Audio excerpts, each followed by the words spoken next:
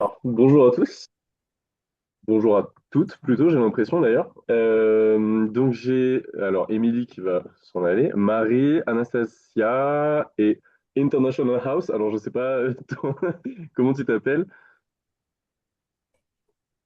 Est-ce que tu peux mettre ton micro? Ah, ça vient. Hmm. Anne, Anne, ok, d'accord. elle l'a mis dans la boîte de chat. Ah ok, d'accord, j'avais pas vu. Anne et Christiane. Alors effectivement, si vous pouvez mettre votre micro, enfin votre caméra, c'est mieux. J'aime bien voir vos têtes, surtout si vous pouvez me faire des oui avec votre tête, des non avec votre tête, c'est plus pratique pour le bon, la bonne continuité de la formation. Après, si vous pouvez pas la mettre, je comprends. On est habitué aussi avec les étudiants qui mettent pas leur caméra des fois.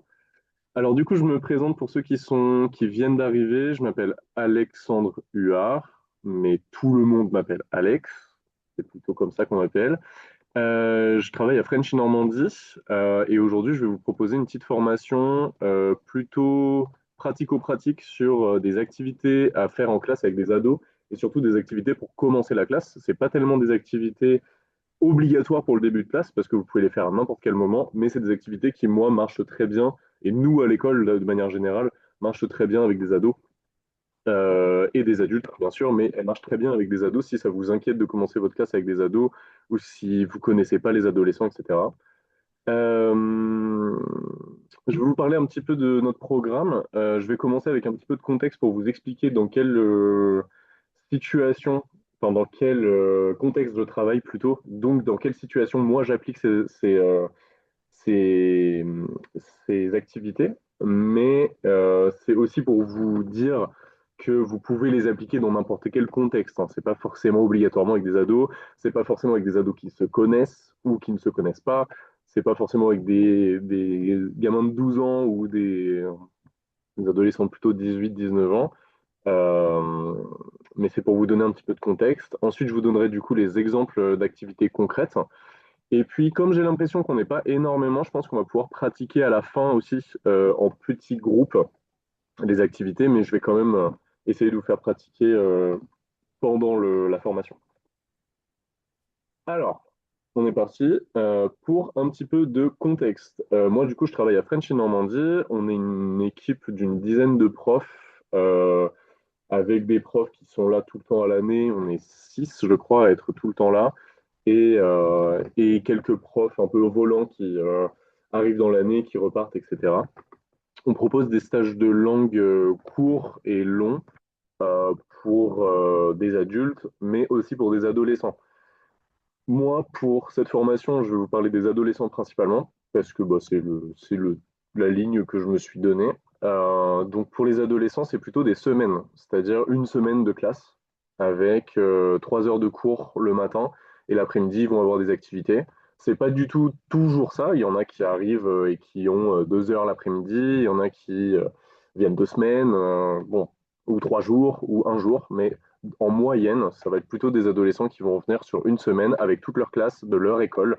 Par exemple, on va avoir une école italienne et il y a 40 ados qui vont arriver. On va les séparer en trois classes et en fonction des niveaux. Et puis, ils vont passer une semaine avec nous et on va essayer de leur proposer sur 3 heures par jour des activités variées pour pratiquer le français, puisque en général, dans leurs écoles, malheureusement, soit ils ont des profs qui n'ont pas le temps parce qu'ils ont des programmes, du coup ils doivent faire de la grammaire tout le temps, ou alors ils ont des profs qui sont pas rassurés à l'idée de faire que de l'oral, ils savent pas trop comment y faire, et du coup ils ont pas le temps non plus. Et donc à l'école, on essaie de leur faire vraiment principalement des activités d'interaction, des choses, des jeux, du culturel, de la conversation, des choses comme ça. Et si vous travaillez avec des adolescents, vous savez très bien que faire parler des adolescents, ça peut être difficile. Ça dépend de la culture, d'où ils viennent. Je sais que bah, pour faire dans le cliché, c'est un peu plus facile de faire parler des Italiens que de faire parler des Néerlandais, par exemple. En français, je veux dire. Hein, il y en a qui sont plus timides que d'autres, ça dépend des classes aussi. Mais l'objectif, enfin le truc qui est difficile, je trouve, c'est de faire parler des ados dans la classe en français sans qu'il y ait d'évaluation. parce que nous, on ne fait pas d'évaluation. Donc, des fois, ça peut être aussi, les ados, ils peuvent se dire, bon, bah, je m'en fiche parce que je ne vais pas être évalué de toute manière. Donc là, je vais essayer de vous proposer des choses pour faire rentrer le français dans la classe dès le début de l'heure, sans mettre de pression, en rigolant, si possible. En général, c'est assez marrant. Et puis, ouais, de manière assez énergique, sans leur imposer quoi que ce soit. Et aussi des activités qui permettent de connaître un peu mieux les gens à qui on a affaire. Moi, personnellement, je ne sais pas dans quel contexte vous travaillez, mais moi, personnellement, les adolescents qui arrivent, je ne les connais pas du tout. J'arrive dans une classe, je ne connais pas leur nom, et au bout de 30 minutes, je dois connaître à peu près tout le monde. Enfin, moi, ça me rassure. Et j'essaie de connaître à peu près tous les prénoms. Et en général, ces premières activités, elles me permettent de connaître un peu tout le monde. Et il y a certaines activités qui permettent aussi aux ados de connaître un peu mieux leurs profs. Parce que je trouve que, en général, on s'efface un peu dans la classe. euh, et ça fait du bien aux adolescents qui sont très, très, très gossips. Les adolescents, ils aiment bien en savoir un peu plus sur les profs. Ça leur permet de se décontracter un peu, de se dire, ah, bah, je sais que mon prof de français, il aime bien, j'en sais rien, il aime bien dessiner ou il aime bien le foot, c'est un peu plus humain que juste, bah oui, c'est monsieur machin et il nous a appris la grammaire, quoi. Enfin bref. Je vais remettre un petit peu pour voir s'il y a tout le monde. Du coup, on a des personnes de plusieurs écoles différentes, je pense. Est-ce que Marie, tu peux juste me dire dans quel contexte tu travailles, toi, rapidement? Si tu peux mettre ton micro. Oui, je peux mettre le micro rapidement. Pardon, je me trouve dans la cuisine, donc il y a peut-être du bruit parasite. D'accord. Je travaille à Séville, dans une école de IH qui s'appelle Clic Sevilla. Et c'est un public, alors j'enseigne le français et l'anglais. Pour ce qui concerne l'anglais, j'ai du public adolescent, donc ça va m'intéresser aussi pour cette raison-là. Pour le coup, Mhm. pour le public FLE, c'est principalement des adultes. Pour le coup, petits groupes, adultes et retraités aussi. Retraité, c'est ça? Ouais, des retraités qui viennent voilà, apprendre après leur carrière, se remettre au français. Donc c'est un peu le Bah, contexte dans lequel trop je me bien. trouve. Bah, écoute, je pense que ça va t'intéresser parce que nous aussi à French Normandie, on a des retraités. On a un groupe qui s'appelle les 50 plus, donc c'est Ah, 50 ans et plus, et c'est souvent 60 ans et plus d'ailleurs qui ouais, viennent. Et les activités que je fais, ça fonctionne. Je les utilise aussi avec eux, donc je pense que bon, ça peut t'intéresser aussi. Il y en a des très marrantes. En plus, en général, les retraités qui veulent apprendre une langue, c'est des gens plutôt fun. Ils aiment bien discuter. Enfin, c'est nous ça. en tout cas, en général, c'est même plus dynamique qu'avec des ados dans certains cas. Ouais, très Ok, chouette. très bien, super. Ça marche, ok. Et du coup, on a aussi Anastasia. Je ne sais pas si tu veux mettre. Je pense que Anastasia Claude. Est-ce que tu peux mettre ton micro pour nous dire dans quel contexte tu travailles, toi? Ah, bonjour. Moi, je travaille dans une école de langue en Catalogne, donc en Espagne. Et actuellement, j'enseigne en ligne à des jeunes étudiants universitaires et à des adultes, mais j'ai appris aussi le français en contexte scolaire en Italie parce que je suis italienne d'origine. Ok, ça Donc, marche. j'ai Très bien. travaillé avec des ados aussi. Ok, très bien. Bah écoute, les activités qu'on fait là, je pense qu'elles sont complètement adaptables en ligne. Je les ai déjà fait aussi. On avait un groupe de Mexicains qui s'appelait Mexprotec qui faisait beaucoup des cours en ligne et en début de cours ça marche très bien aussi. Même si bon, c'est sympa de se déplacer dans la classe et tout ça, mais en ligne ça fonctionne. Et puis de toute façon, aujourd'hui c'est en ligne, donc j'espère que ça va fonctionner. Merci. Et ensuite on a Émilie. Alors Émilie, bon, elle travaille avec moi. C'est ma coordinatrice pédagogique, donc je connais le contexte, le même que le mien. Pareil pour Manon. Manon, c'est ma collègue qui est prof, comme moi, qui a exactement les mêmes groupes que moi. Et ensuite, on a Christiane. Est-ce que tu peux nous dire dans quel contexte tu travailles? Voilà, donc moi, je viens du Brésil, donc je parle depuis São Paulo, là. En fait, je travaille avec des jeunes professionnels. C'est après, voilà, les bacs, les étudiants normalement. Donc, de temps en temps, il apparaît un ou autre adolescent qui veut, enfin, faire, et l'école ouvre une exception, mais c'est pas le public cible. Oui. Voilà. Comme je disais tout à l'heure, c'est pas très grave parce que de toute façon, les activités qui sont là, je les utilise aussi avec des adultes. C'est juste, elles sont très bien avec les ados, mais elles fonctionnent super bien avec les adultes aussi. Donc pas de souci. Ok, ah bah alors je vais commencer puisque cette formation, c'est une formation qu'une fois j'avais donnée sur 2 heures. Donc je vais essayer de la caler en 1 heure. Normalement, ça devrait le faire. Pas de problème. Alors, on commence. Du coup, je vais vous présenter 5 activités, 6 avec une petite activité bonus de prononciation, mais c'est les 5 premières activités que j'aimerais que vraiment vous présenter. Donc, on a la première activité, ça sera les mimes du week-end. C'est une activité très classique, mais qui permet de bouger un petit peu dans la classe. C'est peut-être une activité un petit peu plus difficile à faire en ligne, même si je vais essayer de vous la faire. Je vais essayer de vous mimer mon week-end. On va voir ce que ça va donner. Mais c'est une activité pour bouger dans la classe. C'est une activité, j'ai mis mime du week-end, mais ça peut être mime de la veille, mime de n'importe quoi. C'est très drôle parce que on sait très bien tous que c'est très compliqué de rester 3 heures sur une chaise. Donc si on peut commencer avec un petit peu de sport, c'est toujours mieux, quoi. La deuxième activité, ça sera les points communs. Ça, c'est une activité pour si les gens ne se connaissent pas dans la classe, c'est super bien pour apprendre à se connaître. Et si les gens se connaissent, c'est très bien pour l'activité. C'est-à-dire que si les gens se connaissent déjà, ils peuvent grappiller des points facilement. Et c'est une petite activité un peu compétitive pour commencer, parce que dans les points communs, on va essayer d'avoir le plus de points communs possible par rapport aux autres groupes de la classe. Donc c'est une activité avec un peu de compétitivité et qui fonctionne très bien avec les ados, avec tout le monde, mais notamment avec les ados. Deviner ma vie, ça pour le coup, ça marche vraiment plus avec des ados qu'avec des adultes. Le deviner ma vie, c'est une activité qui permet aux ados de connaître un peu plus leurs profs. Enfin, je trouve que ça fonctionne mieux avec des ados qu'avec des adultes parce que je l'ai principalement fait avec des ados. J'ose pas trop la faire avec des adultes en fait. Mais c'est une activité pour que les adolescents essayent, enfin pour que les apprenants essayent de deviner sans connaître leur prof qu'est-ce qu'il fait en dehors de la classe, quoi. Parce que c'est toujours assez intéressant de voir, d'essayer de deviner des choses comme ça. Et puis les gens ont aussi des clichés sur les Français quand ils viennent de l'étranger, donc c'est assez marrant et c'est intéressant d'aborder ce genre de choses. Ensuite, on a le téléachat. C'est mon activité préférée de toutes celles que je vais présenter aujourd'hui. C'est une activité que... Alors, toutes les activités qu'on fait là, je pense que mes collègues les font aussi. Mais celle-là, c'est une activité qui m'a été proposée par une collègue. Je me demande si c'est pas Manon d'ailleurs, qui est là avec nous. Mais c'est peut-être Aude aussi, je sais plus. C'est une activité très drôle, le téléachat, que je trouve très, très intéressante. C'est une activité pour se présenter sans que ça ressemble aux alcooliques anonymes, en gros. C'est c'est pas le bonjour, comment tu t'appelles? Alors, je m'appelle machin et j'habite à Rouen et j'aime le foot. Ah, super, et ben, au voisin. Non, c'est ça, mais version améliorée et plus amusante. Et ça fonctionne aussi avec des adultes.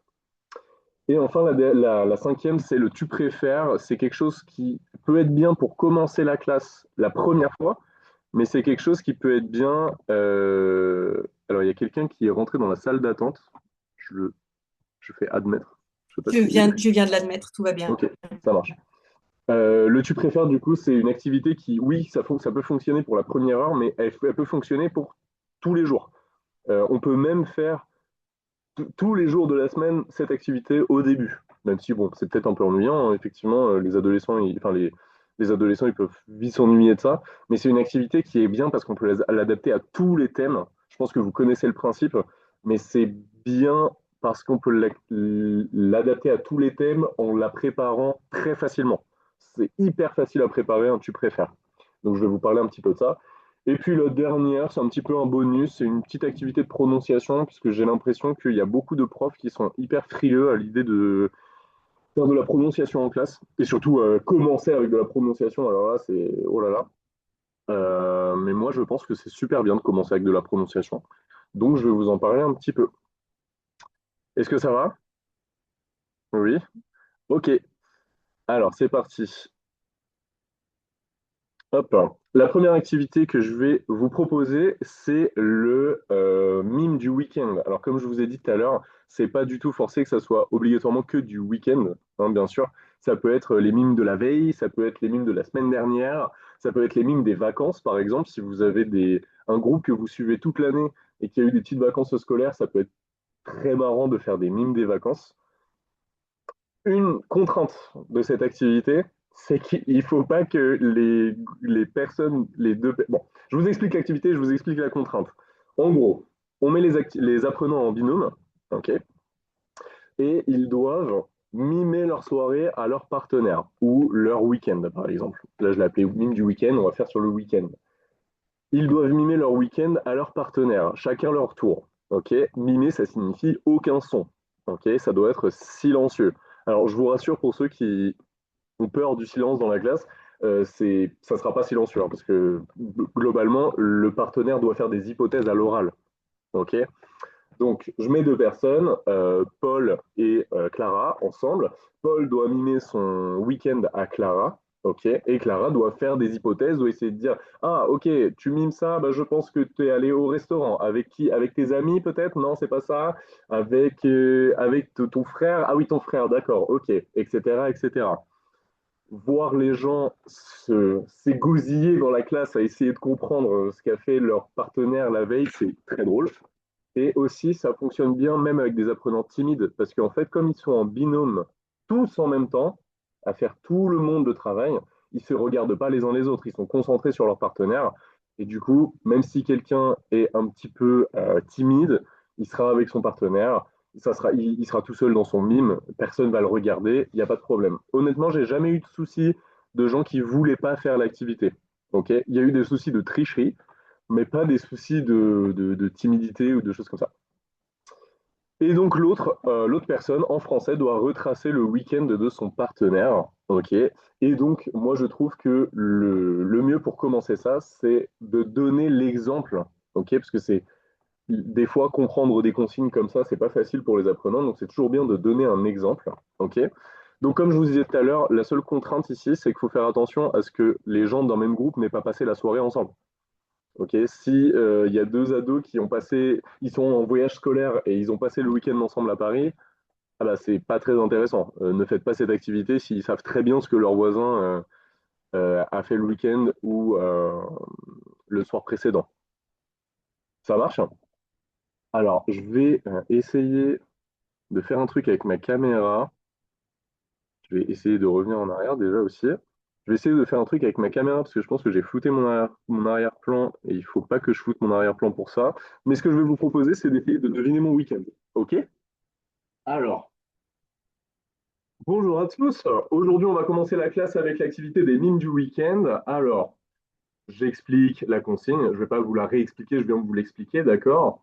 Essayez de comprendre ce que j'ai fait. Pas ce week-end, c'était un peu loin, mais peut-être hier soir. OK? Alors, s'il vous plaît, je vais vous demander d'allumer votre micro, d'accord, pour essayer de participer un petit peu. Alors, En premier, Premièrement. mhm, ouais, je J'ai suis couru. allée, Ah non, je suis allée je suis arrivée, à je suis l'école. venue ici, à mhm. l'école. Ouais. Non, pas à l'école, ici, À la chez maison. moi. Chez moi, ok. Chez vous, chez toi. J'ai fait la cuisine. J'ai J'ai fait cuisiné. la cuisine, ouais.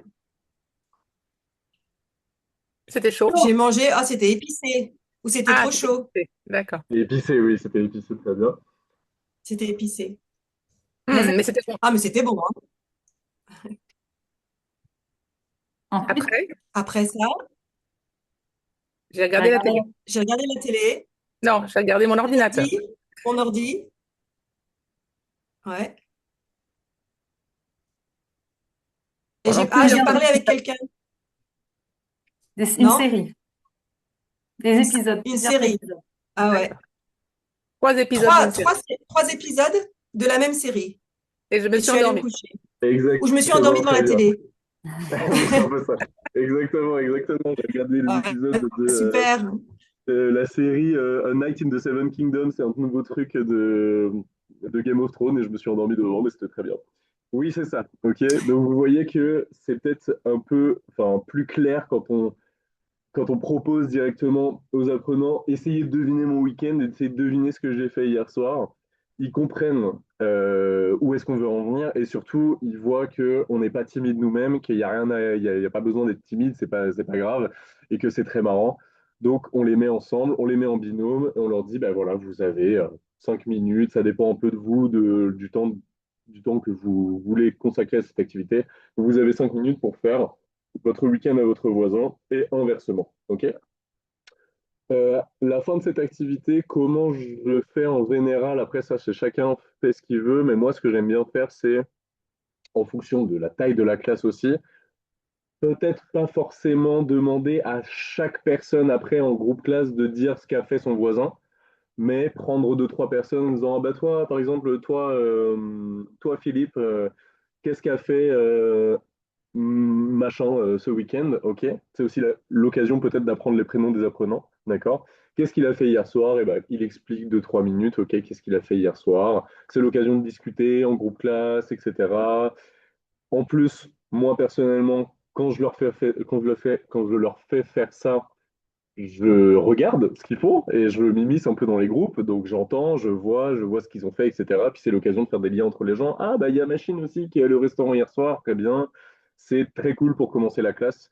Ça marche super bien. Et comme j'ai dit, ça peut être le week-end, les vacances, la veille, ok, mime de la veille, ou mime du matin, pourquoi pas. Je dis ça comme ça, mais peut-être que ça peut fonctionner avec les mimes du matin aussi. Ok?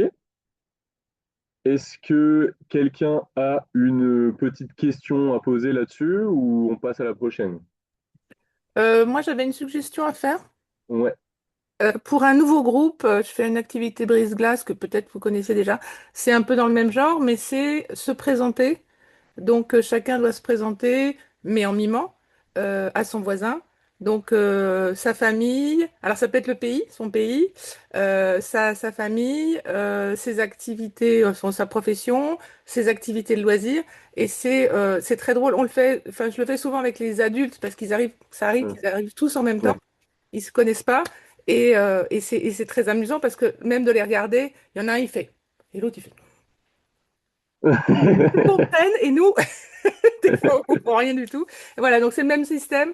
Et je fais comme ça aussi. Après, je circule. Et après ils racontent ce qu'ils ont compris. Voilà. Ouais, très bonne idée, j'avoue, c'est une très bonne idée de le faire avec. Bah, il faut que les gens se connaissent pas, mais c'est vrai que Voilà, c'est ça. nous aussi, ça peut arriver qu'il y ait des groupes où il y en a deux qui se connaissent. Bon, on les met pas dans le même groupe, quoi, mais je veux Oui, dire, ouais, ouais, voilà. complètement. C'est une très bonne idée, j'avais pas pensé à faire comme ça. Super bonne Ok. idée. Ouais, très bien. Est-ce que quelqu'un a une autre suggestion ou une question? Je sais pas, je regarde tout le monde. Ok. Non, mais c'est aussi très bien pour se détendre, de Ouais, bouger, bon, voilà, de ouais. pas être Bah, complètement dans c'est, sa tête. avec l'activité de prononciation, c'est la seule activité que j'ai qui fait vraiment bouger dans la classe, même si en vrai, on fait plein d'activités qui font bouger, mais de celles que je vais présenter, c'est la seule qui fait. Enfin, c'est les deux seules qui font vraiment bouger dans la classe, mais ouais, c'est super important de bouger, je trouve. C'est primordial même. Ok, alors on passe à la prochaine. La prochaine activité, c'est deviner ma vie. Alors celle-ci, c'est une activité plutôt que j'avais trouvée un peu au hasard. Je sais plus, je crois que j'avais un peu improvisé dans la classe avec un groupe qui était hyper énergique, des ados, je pense que c'était des Italiens. J'ai beaucoup de groupes italiens qui sont super énergiques. Et en fait, alors, ce que je leur demande de faire, c'est de se mettre en binôme. Ok, donc c'est le premier jour. Premier jour, ça fonctionne. Tout premier jour, de se mettre en binôme et d'essayer de deviner des informations sur leur prof. Donc sur moi, typiquement, mais sur vous, si c'est vous le prof, ok, ou en petit groupe hein, d'ailleurs, deviner des informations sur leur prof. Je vais vous montrer après ce que j'affiche au tableau pour vous montrer, comme ça je leur donne des petites pistes de réflexion, ok. Ils peuvent faire autant d'hypothèses qu'ils le veulent. Ok, je vais leur laisser un temps, on va dire par exemple, ça dépend du niveau des apprenants. Si c'est des débutants, je vais leur laisser un bon 10 minutes. Si c'est des avancés, je vais leur laisser 5 minutes par exemple. Mais on leur donne un temps défini, ok, quitte à l'afficher au tableau, et on leur dit, vous pouvez faire autant d'hypothèses que vous voulez sur moi. Ça peut être n'importe quoi. Ça peut être des choses que j'aime. Ça peut être quelle est ma couleur préférée, mais ça peut aussi être qu'est-ce que je mange. Si les adolescents, ils me sortent des... Alors, il y a toujours un groupe qui me sort, hein, tu bois de l'eau. Et les autres sont en mode, ah non, mais c'est de la triche. Et je leur dis, mais non, mais pas du tout. C'est très bien, c'est super malin. Oui, je bois de l'eau, bravo. Ok. Et moi, ça m'arrange parce qu'ils parlent français en fait.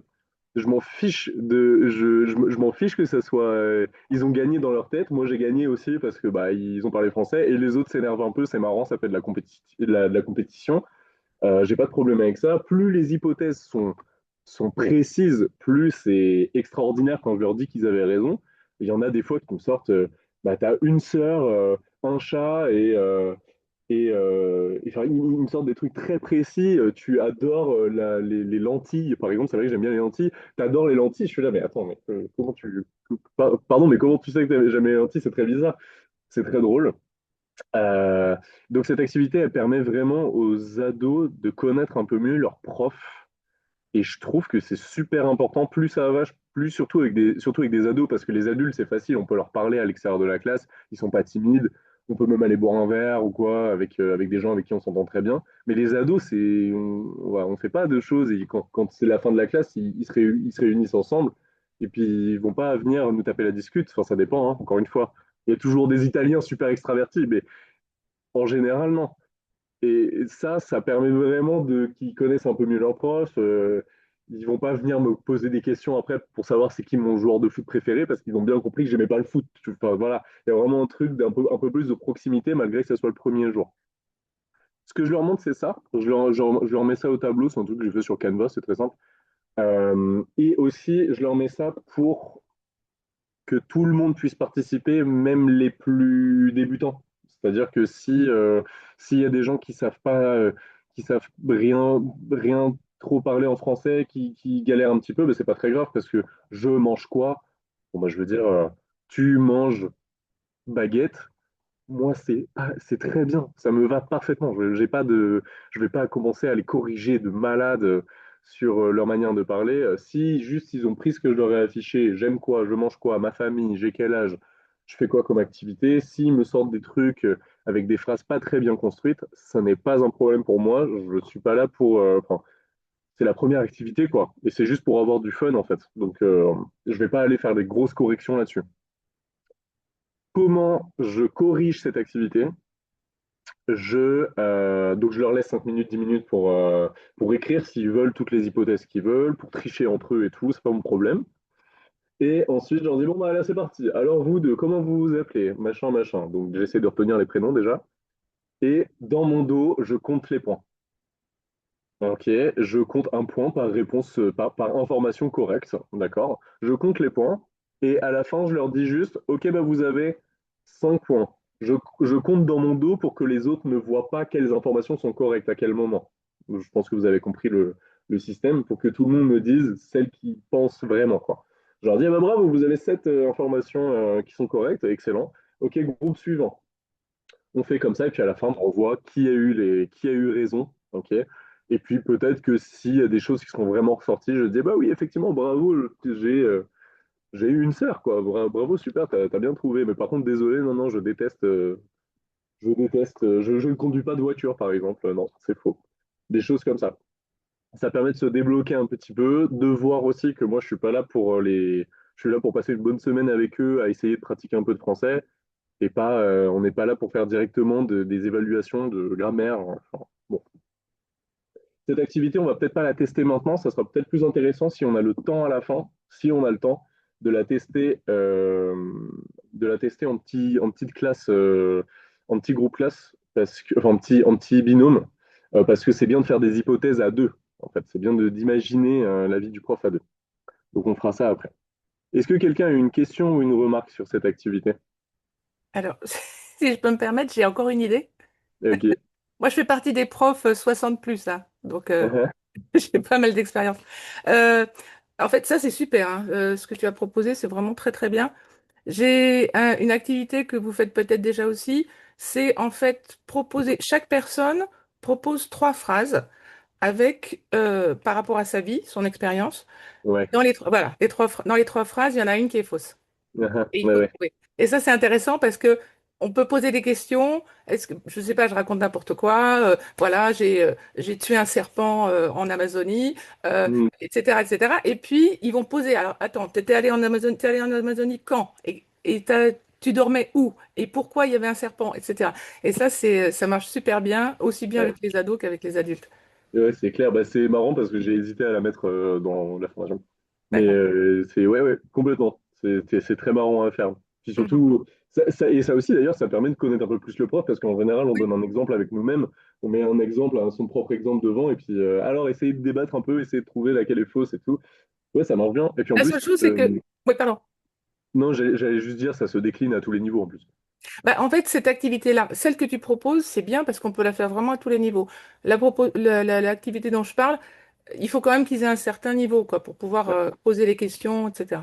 Ouais, c'est vrai, un petit niveau. Mais après, si on part avec des informations super simples de, bah, je sais pas, ma couleur préférée, si on leur met des petits exemples et tout, pourquoi pas avec des, Ouais, mais c'est c'est plus vrai. intéressant avec des niveaux plus avancés, c'est clair. Mhm. Ouais. Est-ce qu'il y a une autre remarque ou une autre question? Moi, je fais quelque chose qui est très similaire à ce que tu présentes, mais c'est juste le présente sous une autre forme. Je l'appelle le jeu du post-it, en fait. J'ai un Vas-y. post-it et j'ai dans tous les coins du post-it, plus au milieu, j'ai 5 informations qui me concernent. Et les élèves doivent deviner en posant des questions. Ça peut s'utiliser à tous les niveaux parce que ça peut être dès le début avec des questions plus simples, des structures plus simples, ou des niveaux plus avancés où ils peuvent commencer à élaborer des hypothèses un peu plus construites. Mhm. Et donc, bah, parfois, j'ai une information sur ma vie professionnelle, mais la plupart du temps, des choses personnelles. Et comme ça, ils apprennent à me connaître. Et après, je leur demande de faire la même chose entre eux. Ils ont chacun un post-it et dans chaque coin, une information que l'autre doit deviner. Donc, C'est pas trop petit un post-it? Non, remarque. alors moi, le post-it, c'est un post-it fictif que je mets au tableau, Ah oui, d'accord. qui est un grand post-it, non? Je le Ah, ok. projette en général au tableau. Mais après, eux, je leur donne un post-it. Et après, Ok. entre eux, en binôme, ils le font. Mais, Ok. mais ouais. Donc, du coup, ça marche, je le fais avec tous les groupes, en français ou en anglais, ils aiment bien en général. Ouais, c'est un mix entre les deux ouais, carrément. Très bonne idée avec le post-it. C'est vrai que moi aussi, j'utilise pas mal de post-it en classe. Ouais, ça marche. Ok. Quelqu'un d'autre a une remarque ou quelque chose à dire? Je passe à la suite. Ok. Alors, la prochaine activité dont je veux vous parler, c'est un truc très simple. Je pense que vous connaissez tous le principe. C'est l'activité des points communs. Ok. Ça, c'est pour que les adolescents, enfin que les apprenants apprennent à se connaître un peu plus entre eux. Mais comme je disais tout à l'heure, ça fonctionne bien avec des gens qui ne se connaissent pas pour qu'ils se connaissent, mais ça fonctionne très bien avec des gens qui se connaissent très bien de base aussi pour gagner le jeu, entre guillemets. C'est-à-dire que c'est encore plus compétitif si les gens se connaissent. D'accord? Cette activité, donc c'est très simple. Vous avez un temps limité pour trouver un maximum de points communs possibles avec votre partenaire. Il y a des points communs et il y a des points communs et c'est un peu différent. Et ça, c'est à la discrétion du prof, ok? Donc je leur affiche ça en général. Vous avez 10 minutes, 2 minutes, 5 minutes, peu importe, c'est vous qui décidez, pour trouver des points communs avec votre voisin. Plus les points communs sont précis, mieux c'est. Donc par exemple, nous aimons tous les deux la musique, c'est c'est un point commun, mais c'est un point commun qui va compter un point. Moi, je vais compter que c'est un point. Déjà parce qu'il parle en français, donc moi, ça me fait plaisir, c'est très bien. Mais bon, c'est pas hip, c'est facile, quoi. Tout le monde aime la musique, de manière générale. Par contre, nous aimons tous les deux le groupe de rock indé The Noodles. Ça, c'est vraiment rare. Et c'est vraiment cool, j'adore. Ok, donc je vais compter 3 points. Et ça, c'est un peu en fonction de moi, en fonction de si je trouve que l'information est vraiment, vraiment rare ou pas tant que ça, quoi. Donc je pense que cette activité, c'est une activité que vous utilisez déjà probablement en classe, tous, je sais pas, remarque, peut-être pas. Ok. Et c'est une activité qui fonctionne aussi avec les différences. Je vous l'ai mis, fonctionne aussi avec les différences. Une fois qu'on a fait les points communs, ça peut être très marrant si on sent que tout le monde est super motivé, si on sent qu'on a le temps aussi, qu'on n'a pas un programme super chargé. C'est trop bien de le faire avec les différences, c'est très marrant. Surtout que ça fait, surtout avec des ados en général, ils disent des trucs débiles, c'est très drôle. Et ça marche très bien. Et puis moi, ça me permet de connaître un petit peu mieux les apprenants, de voir un petit peu mieux les groupes dans la classe, de voir un peu qui s'entend bien, c'est qui les meilleurs copains, les meilleures copines et tout ça. Et ça peut être utile pour la suite du cours, quoi. Avez-vous une remarque là-dessus? Ça va? L'intérêt supplémentaire de ça, c'est aussi que il y a des personnes qui au premier abord, s'entendraient peut-être pas forcément ou qui auront la présomption que ils iraient peut-être pas parler à telle ou telle personne, mais quand ils réalisent qu'ils ont des points communs, ça peut aussi créer des liens qui n'auraient pas été aussi faciles à créer d'une autre manière. Ouais, carrément. J'avais aussi une question par rapport à ça. Parce que quand je fais cette activité, pour le coup, là, j'interdis certaines choses. Donc, par exemple, les choses qui sont visibles, donc on porte tous les deux des lunettes, ou les choses qui sont absolument évidentes, comme on apprend tous les deux le français. Il y Est-ce a que tu toujours. fais ça aussi?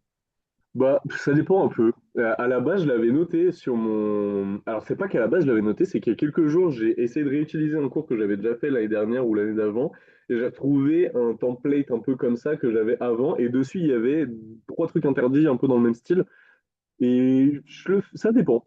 Ça dépend, parce que des fois, je trouve que ça marrant aussi que qui trouvent ces évidences-là et qui disent Mm. à le reste de la classe, ah, on vous a bien niqué, quoi. Genre, on a trouvé des trucs à dire qui sont vraiment évidents et on a gagné des points là-dessus.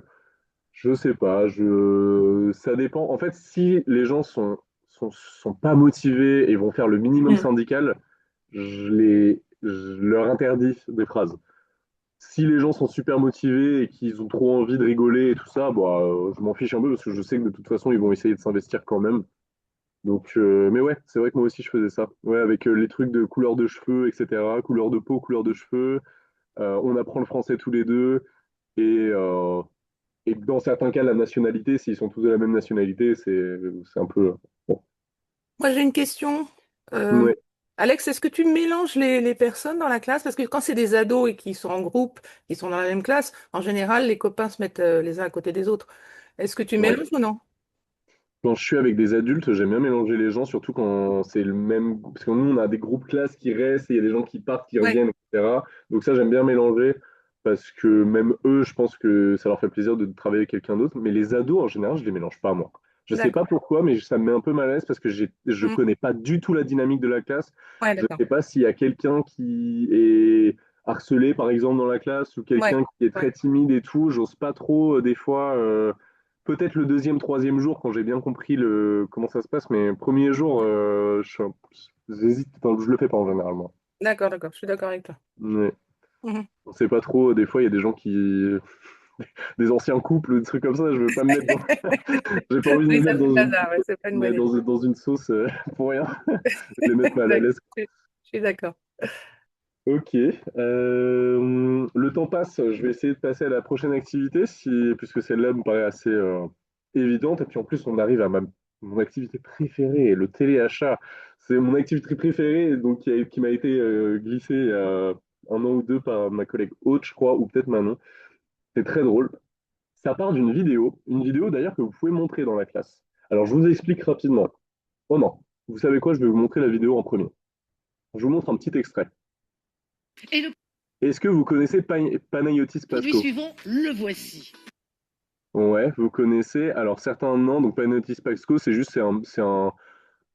une personnalité française. Je Comédien, crois hein? qu'il était journaliste, comédien, il est écrivain, il a écrit un bouquin aussi et tout. Et en fait, là-dedans, donc ça, c'est une vidéo où il y a le téléachat. Et donc déjà, vous connaissez tous le téléachat, mais je vous raconte pas le sketch pour expliquer ce que c'est le téléachat à des étrangers. Des fois, il y en a qui sont en mode, qu'est-ce que c'est que ce truc? Et il y en a qui connaissent très bien aussi. Ok. Je vous montre un petit extrait de ça. Et le produit suivant, le voici. Un Panayotis Pasco. Alors, qu'est-ce qu'un Panayotis Pasco, me direz-vous, Alex? Eh bien, c'est ce magnifique produit. Regardez, vous êtes en train de le découvrir. Superbe. Et ça va nous permettre de nous évader. Alors, le Panayotis, autant être clair, a plusieurs caractéristiques remarquables. Il a la capacité en une heure de vous faire sécréter plus d'endorphines que n'importe quel autre produit. Et ce, grâce à un mécanisme naturel, le rire, Marie-Ange. Alors, petit exemple, on va regarder. Bonjour. C'est génial. C'est Il a incroyable. le dit bonjour. Bref. Alors, cette vidéo, elle est très drôle. Donc, comme on voit, c'est là, un téléachat. D'accord. Comment je peux faire pour revenir à mon truc de base? On le voit, nous. Ok, comme ça, c'est. Ouais, bon, ok. Euh, Le téléachat, c'est ce principe de vendre un produit au téléspectateur et d'exagérer ses compétences et ses capacités. OK? Dans ce cas-là, on vend un être humain. Alors, je tiens à vous rassurer, je sais qu'il y a quelqu'un dans une autre formation qui m'avait dit, mais c'est pas un peu gênant le truc de vendre un être humain et tout, quand même, il y a des gens qui peuvent se sentir gênés avec ça.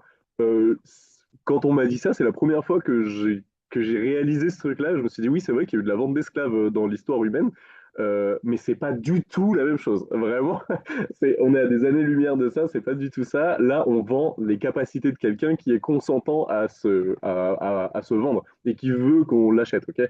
Bon, je veux pas faire de parallèle bizarre avec la réalité, d'accord, mais sachez que ça a jamais été gênant en classe et que j'ai jamais eu l'impression que ça rappelait des idées bizarres à des gens. Les gens comprennent très bien que c'est juste, voilà, c'est juste un jeu, quoi. Je leur montre cette vidéo pour leur dire voilà ce que vous allez faire avec votre partenaire. Mais vous allez le vendre des vraies capacités et des vraies compétences que vous allez exagérer. Ok? Je vous lis le petit truc que je leur prépare. Donc, brise-glace, le téléachat. Grande braderie des étudiants. 50% sur tout le stock d'étudiants. Venez acheter nos magnifiques étudiants de French Normandie, tous uniques.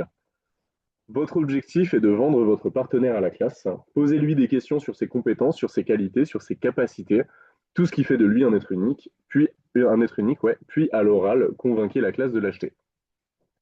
Alors, l'objectif, c'est de les faire discuter entre eux. Mais l'objectif, c'est aussi que toute la classe connaisse les étudiants. C'est cette activité tout à l'heure dont je vous parlais qui remplace un peu l'espèce alors chacun se présente et dit quelle langue il parle et dit quelle activité il aime bien faire. Ce qui peut être très sympa avec certains groupes, mais moi personnellement, ça m'ennuie un peu au fur et à mesure. Donc je trouve que c'est très cool de les mettre en binôme et ils doivent poser des questions à l'autre. Qu'est-ce que tu sais faire? Ok. Qu'est-ce que tu aimes? Est-ce que tu sais cuisiner? Ah ok, d'accord. Est-ce que tu sais quel est le plat que tu sais le mieux cuisiner? Ah, d'accord, ok, les œufs mollets. Ah, waouh, ok, super. Des choses comme ça, d'accord? De les noter, mais ensuite de présenter à la classe la personne comme étant la- le meilleur être humain qui ait jamais existé sur Terre, quoi. Ok, avec des compétences, mais hors normes, et surtout qui justifie son prix. J'ai une collègue, peut-être qu'elle est là encore, d'ailleurs. Non, elle n'est plus là. Manon qui utilise de l'argent de Monopoly pour faire ce jeu. Moi, je le fais pas. Mais elle distribue des billets. En fait, à la fin, les gens doivent acheter quelqu'un. Perso, ça me met un peu mal à l'aise parce que ça me fait dire qu'il y aura quelqu'un de meilleur vraiment dans la classe, que les gens voudront vraiment acheter. Donc, des gens qui pourront être un peu trop sur le côté. Donc, je le fais pas, mais ça peut être possible. Mais en gros, l'objectif ensuite, c'est que chacun présente son partenaire à la classe de manière complètement exagérée. Et je trouve que c'est c'est assez, enfin, c'est très bien cette activité parce que ça permet aux gens de dire des choses qu'ils n'auraient pas dit dans une activité de présentation classique. C'est-à-dire que quand on nous demande, ah bah vas-y Alex, quand on me demande, vas-y Alex, présente-toi et dis qu'est-ce que tu aimes bien faire et quelles sont tes langues, ça me viendrait jamais à l'idée de dire que que je suis, que je suis très patient même avec les gens très énervants et que je sais pas, que j'adore telle chose. En fait, ça ne me viendrait jamais à l'idée de me vanter. Alors que l'activité, elle permet aux ados pas de se vanter, mais de donner des choses sur eux pour que l'autre réussisse à nous présenter. Je ne sais pas si je suis très clair, j'ai l'impression de m'embrouiller un petit peu. Mais en fait, ça permet aux gens ouais, de se débloquer un peu sur ce truc de bah, je vais me saucer un peu, quoi. Je vais devoir me saucer un peu parce que c'est pas pour moi, c'est pour aider mon partenaire, en fait. Vous comprenez? Donc, par exemple, je vais peut-être essayer de vous montrer un petit exemple avec Marie. Marie, je vais te poser des petites questions. Dis-moi. Alors, Marie, est-ce que tu fais du sport? Très peu, malheureusement. Trop peu. Trop peu, ok. Est-ce qu'il y a une activité que tu aimes bien faire au quotidien ou le week-end? Oui, par contre, je peux marcher pendant des heures, aller me balader, ça oui. Ok, J'aime. dans la nature? Quand c'est possible, oui. Dans mon quart, enfin, autour de chez nous, à Séville, on a des très beaux lieux. Donc, Ok, très quand bien. c'est possible, ouais.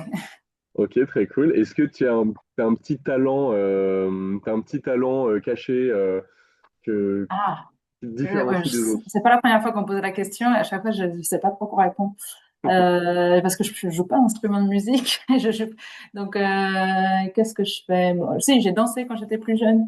Non, là comme ça, tu me... J'arrive Est-ce pas que à te par répondre. exemple, ça te dérange pas de, j'en sais rien. Est-ce que tu sais bien, j'en sais rien, plier les vêtements par exemple? Est-ce que tu sais très bien, Pourquoi pas? euh, Bon, je parle couramment trois langues. Donc, c'est déjà quand même quelque chose qu'en excellent, général, on me fait la remarque. très bien. Ok, ça marche. Donc, évidemment, la conversation doit durer plus longtemps. Je l'aurais fait plus longtemps si j'étais vraiment en situation, mais là, j'ai assez d'informations. Donc, je vais vous présenter Marie, la formidable Marie, qui est ici avec nous aujourd'hui, qui nous fait l'honneur d'être avec nous aujourd'hui. Ça serait une chance pour vous d'acheter Marie. Pourquoi? Parce que Marie, elle peut vous emmener, vous promener des heures dans la journée. Vous avez envie de perdre un petit peu de poids, vous voulez avoir un summer body, Marie, ça sera votre coach en marche.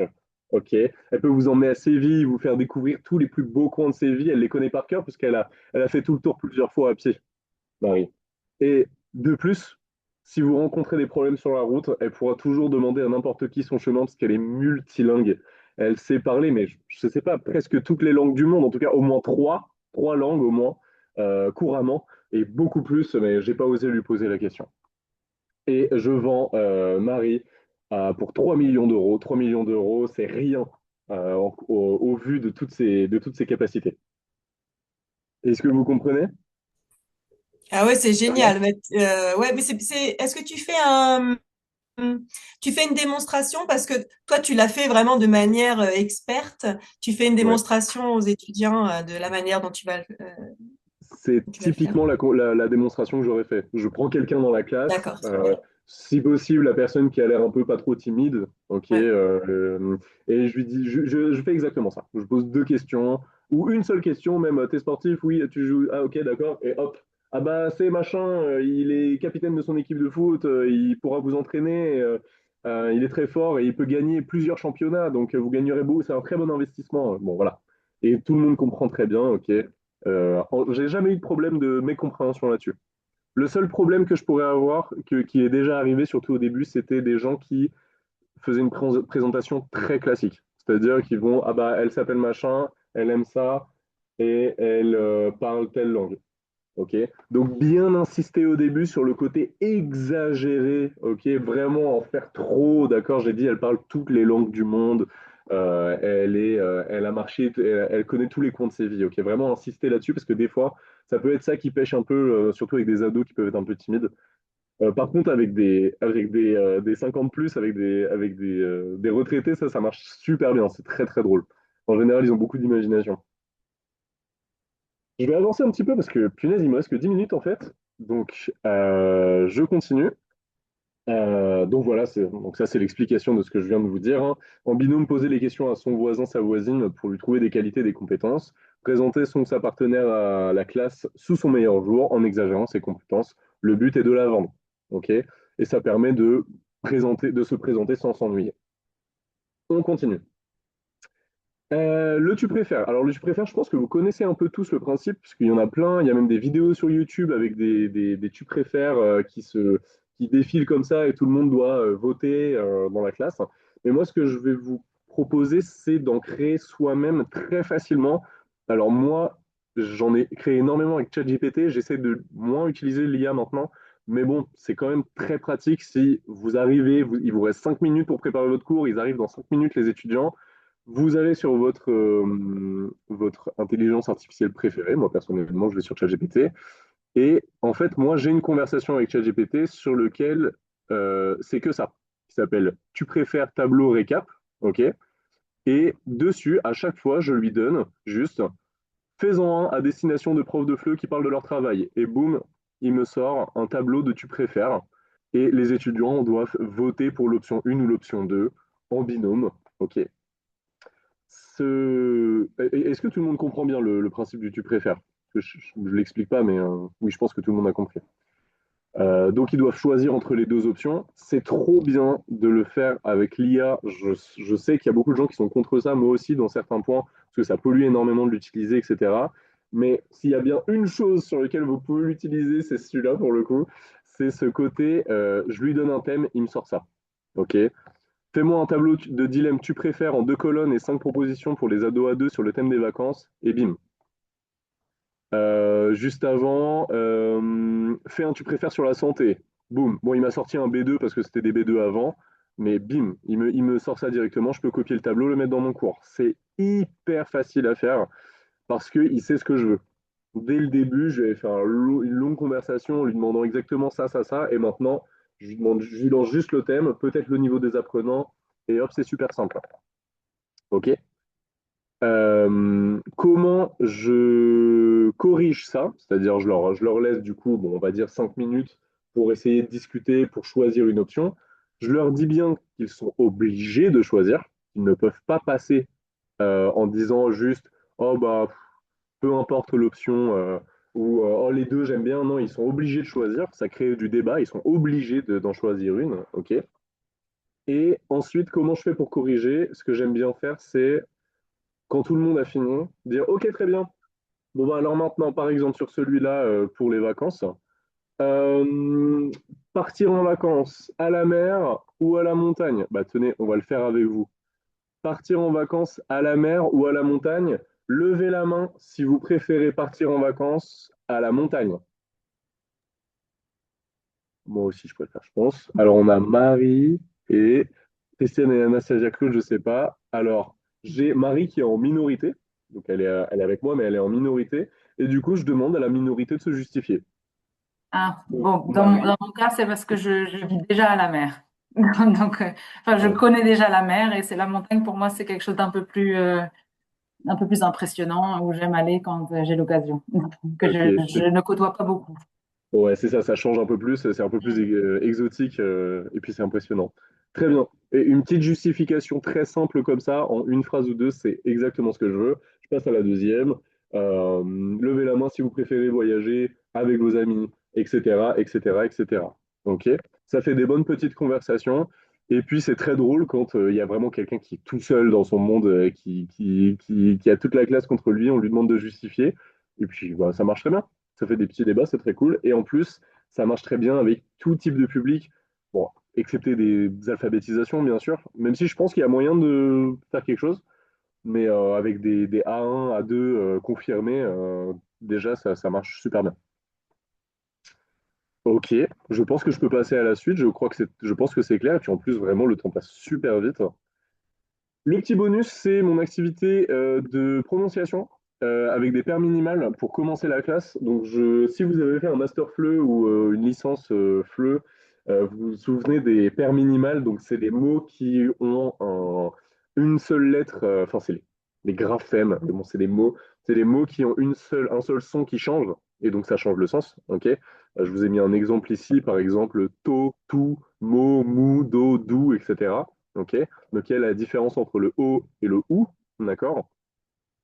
Faire un tableau de paires minimales comme ça, premièrement, c'est facile à en faire soi-même, mais aussi c'est facile d'en trouver sur Internet sur tous les sons. Il y en a beaucoup. Je pense avec Podcast Français Facile aussi. Il a souvent sur Internet des tableaux gratuits comme ça sur tous les sons, mais c'est très facile aussi d'en faire soi-même. C'est même facile d'en faire avec le vocabulaire qu'on va voir dans la journée. Alors là, c'est l'idéal. Ok. Je sais qu'aujourd'hui, je vais parler d'écologie. Je demande à l'IA de me faire un tableau entre le i et le est sur des mots en rapport avec l'écologie. Bah, c'est incroyable, ok, c'est magnifique. Et qu'est-ce que je fais?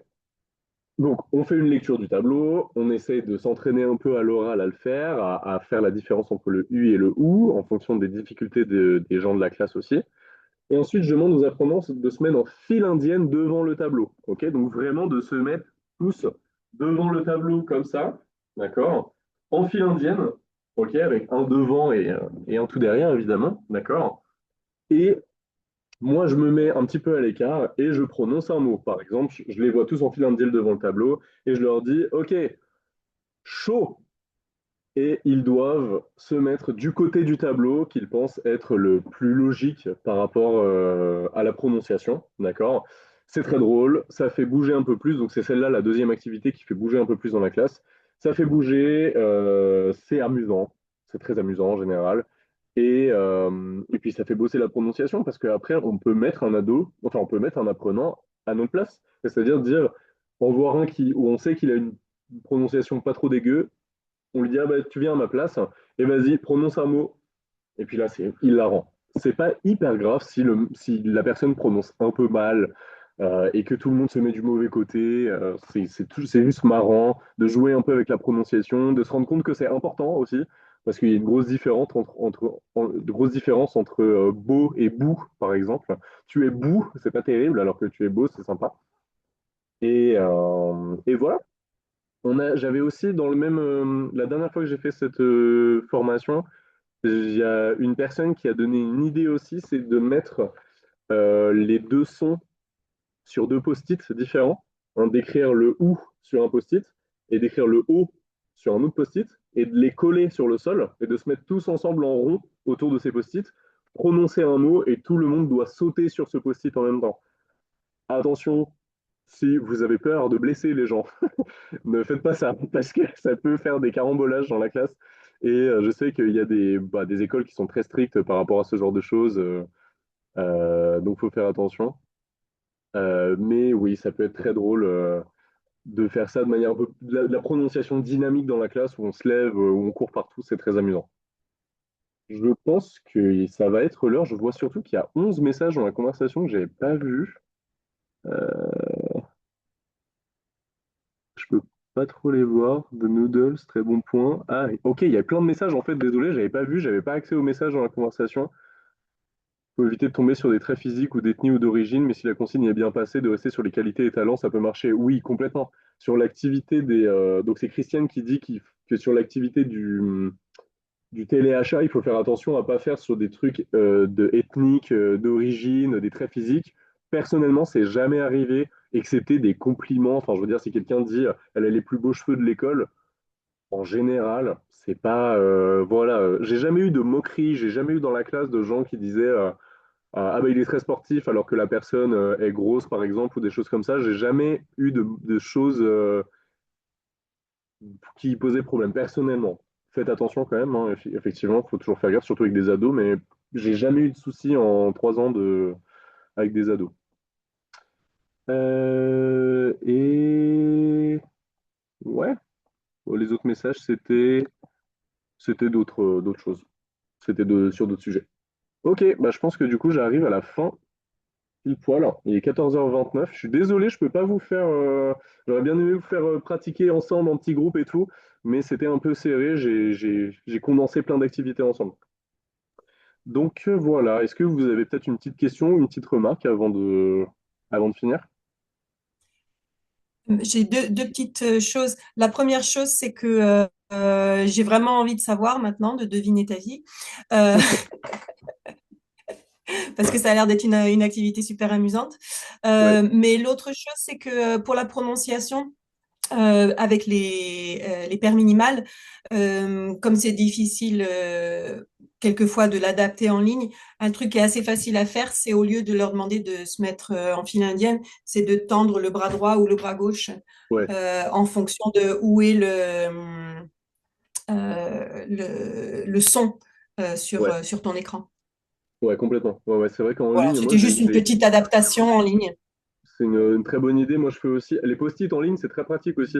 Hier, Mm. j'ai fait un cours individuel où je les ai jetés les post-it d'ailleurs, mais en fait, on travaillait le passé composé, l'imparfait, et c'est un anglais, il galérait à l'oral surtout, à dire, mais attends, on doit utiliser les deux quand on parle à l'oral en même temps.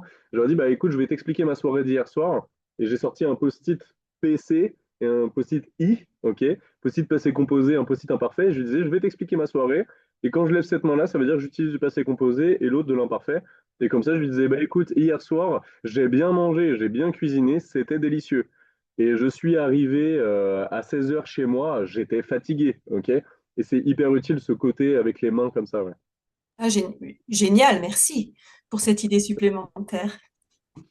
Je vais arrêter l'enregistrement, mais je remercie énormément Alex. C'était vraiment plein d'idées super super utile et facilement applicable dans tous les contextes. Bah, super, ça me fait plaisir que ça vous ait plu. Et puis,